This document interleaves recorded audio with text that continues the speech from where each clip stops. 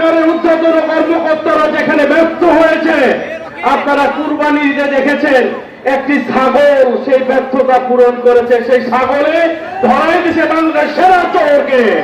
আপনারা জানেন বাংলাদেশের সরকার শুধু বিরোধী দলের নেতা কর্মীদেরকে ধরতে ব্যস্ত মরিয়া। সেখানে যায় শুধু তাদেরকে ধরা যায় কিনা, তাদেরকে জেলে ভরা যায় কিনা, কিন্তু দেশটাকে যে লুটে পুড়ে খাচ্ছে আমরা এবং সরকারি বাহিনী, সেদিকে কিন্তু সরকারের কোনো চাপ নাই, অন্ধ হয়ে গেছে সরকার। আপনারা দেখেছেন বাংলাদেশের আইন শৃঙ্খলা বাহিনী, ইন্টেলিজেন্সি ব্রাঞ্চ এবং সরকারের ঊর্ধ্বতন কর্মকর্তারা যেখানে ব্যর্থ হয়েছে, আপনারা কুরবানি ঈদে দেখেছেন একটি ছাগল সেই ব্যর্থতা পূরণ করেছে। সেই ছাগলে ধরাই দিছে বাংলাদেশের সেরা চোরকে। সেরা চোরকে, সেই চোরকে ধরাই দিছে এই ছাগল। বাংলাদেশ সরকার যেতে পারেনি।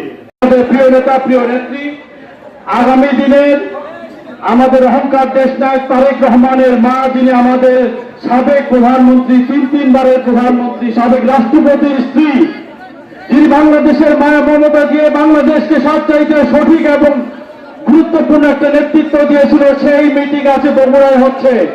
এই বগুড়ার মিটিং এ সদস্যবৃন্দ উপস্থিত সকলকে পরিণত করেছে। আপনারা জানেন বাংলাদেশের সরকার শুধু বিরোধী দলের নেতা কর্মীদেরকে ধরতে ব্যস্ত মরিয়া। সেখানে যায় শুধু তাদেরকে ধরা যায় কিনা, তাদেরকে জেলে ভরা যায় কিনা, কিন্তু দেশটাকে যে লুটে পুড়ে খাচ্ছে আমরা এবং সরকারি বাহিনী, সেদিকে কিন্তু সরকারের কোনো চাপ নাই, অন্ধ হয়ে গেছে সরকার। আপনারা দেখেছেন বাংলাদেশের আইন শৃঙ্খলা বাহিনী, ইন্টেলিজেন্সি ব্রাঞ্চ এবং সরকারের ঊর্ধ্বতন কর্মকর্তারা যেখানে ব্যর্থ হয়েছে, আপনারা কুরবানি ঈদে দেখেছেন একটি ছাগল সেই ব্যর্থতা পূরণ করেছে। সেই ছাগলে ধরাই দিছে বাংলাদেশের সেরা চোরকে। সেরা চোরকে, সেই চোরকে ধরাই দিছে এই ছাগল। বাংলাদেশ সরকার যেতে পারেনি। আপনাদের কাছে আমার অনুরোধ, এই ছাগল কারা ধরাই দিছে, টাকা কারা বানাই দেওয়ার রাস্তা করেছে বর্তমান সরকার এবং তাদের ক্যাডার বাহিনীরা। আজকে তাদেরকে কি করা হচ্ছে, দেশ থেকে বাইর হয়ে যাওয়ার সুযোগ দেওয়া হচ্ছে। আজকে দেখেছেন দেশের একজন সাবেক ডিআইজি, আইজিপি, তারা আজকে হাজার হাজার কোটি টাকা কামিয়েছে। কিছুক্ষণ আগে পত্রিকায় আমি দেখলাম সাবেক একজন আইজিপি, সম্ভবত ভুল যদি না হয়, উনার নাম মেজবা নাকি যেন দেখলাম, তার ওয়াইফের অ্যাকাউন্টে প্রথমে দেখলাম যে 41 কোটি টাকা জমা। তাহলে দেশটা কারা চুরি করেছে?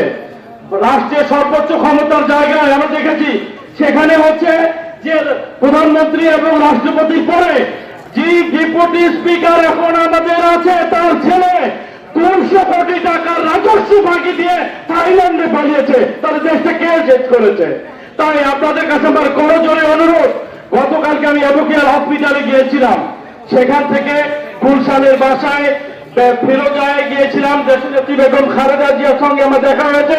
বগুড়াবাসী যখন সালাম নিয়েছি, পরিচয় করে যখন দিল যে বগুড়ার এমপি, তার হাসিটা দেখে আমার প্রাণটা ভরে গেছে। এত মলিন নয়, উজ্জ্বল একটা হাসি। তাই আপনাদের কাছে আমার অনুরোধ, বেগম খালেদা জিয়াকে মুক্ত করার জন্য যে কোনো আন্দোলন আসবে, আমরা বগুড়া থেকে ইনশাআল্লাহ করতে উঠবো। এটাই হোক আমাদের আগামী দিনের অঙ্গীকার। সবাই ভালো থাকবেন, সুস্থ থাকবেন।